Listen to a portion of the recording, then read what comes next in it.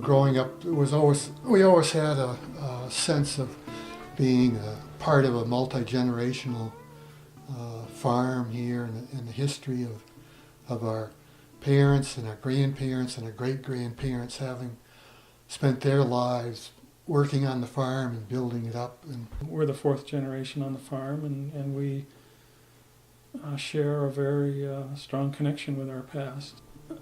I took over the farm in '82, and both Brian and Aaron were doing other things. Brian had his career at IBM. Aaron had his own business that he was doing. Well, growing up, sure, I worked on the farm. We as kids, we all did chores, milked the cows and stuff. But my father, of course, was a dairyman, and my uncle was the apple grower, and they worked together, but they were it was fairly separate in a lot of ways. And there was actually a period in the late '90s when I left the farm for 5 or 6 years. I left the farm physically, but I was always in communication, and Aaron really ran the farm himself for those years.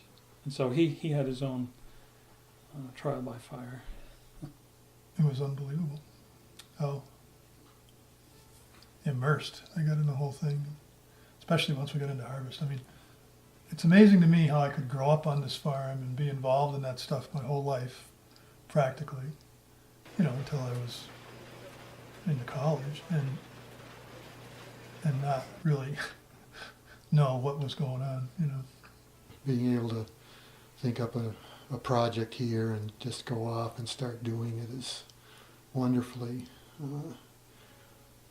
freedom after 30 years of a intense corporate structure.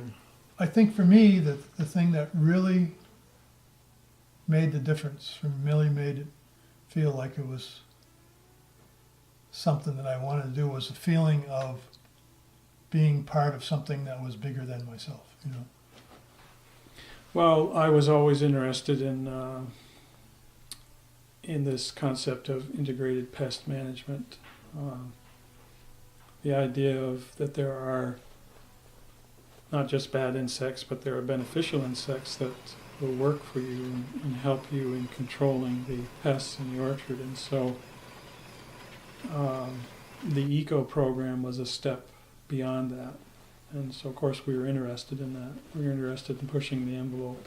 And just doing things to make the farm more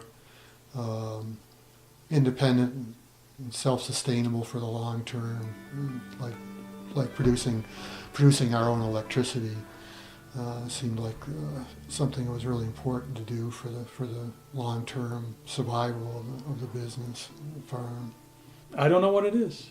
It's something about the soil or the microclimate here. I don't know, but it's definitely a blessed area to grow apples. We hear that all the time. The quality of fruit, the eating quality is just super. Once I got into it, it just felt right. It just felt like, for the first time, I felt like I was doing something that I was meant to do.